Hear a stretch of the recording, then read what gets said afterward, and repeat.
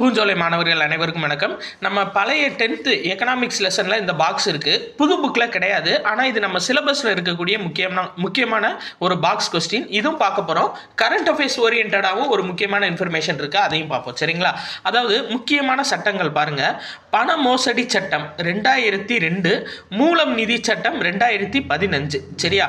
எப்பயுமே பண மோசடி பண்ணுறவங்க ஒரு ஆள் பண்ண மாட்டாங்க, ரெண்டு பேராக தான் பண்ணுவாங்க. ஞாபகம் வச்சுக்கோங்க. பண மோசடி சட்டம் 2002, மூலம் நிதி சட்டம் 2015. அடுத்த வருஷம் பினாமி பரிவர்த்தனை திருத்த சட்டம், தடை சட்டம். சரியா?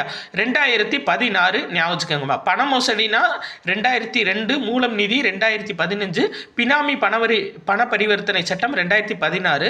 சுத்தமான பண செயல்பாடு. சரியா? அது வந்து ஜனவரி 31, 2017. ரியல் எஸ்டேட் ஒழுங்குமுறை சட்டம் 2016. சரியாப்பா? ரியல் எஸ்டேட் வந்து 6 நாள் ரியல் எஸ்டேட் பண்ணலாம். சரிங்களா? 6 நாளும் ரியல் எஸ்டேட் பண்ணலாம். அப்போ ரியல் எஸ்டேட் ஒழுங்குமுறை மேம்பாட்டு சட்டம் எப்போ அப்படின்னா 2016. இதில் பாருங்க, லோக்பால் மற்றும் லோக் ஆயுக்தா சட்டம். லோக்பால் மற்றும் லோக் ஆயுக்தா சட்டம் 2013 கொண்டு வரப்பட்டிருக்கும். தமிழ்நாட்டில் லோக் ஆயுக்தா 2018 கொண்டு வரப்பட்டிருக்கும். இதில் பாருங்க, FEO அப்படின்னு சொல்லிட்டு ஒரு சட்டம் கொடுத்துருக்காங்கப்பா. சரிங்களா? நியூஸ் பேப்பரில் என்னன்னா, ஃபகிட்டிவ் எக்கனாமிக் அஃபெண்டர்ஸ் ஆக்ட் 2018 கொண்டு வந்திருக்காங்க.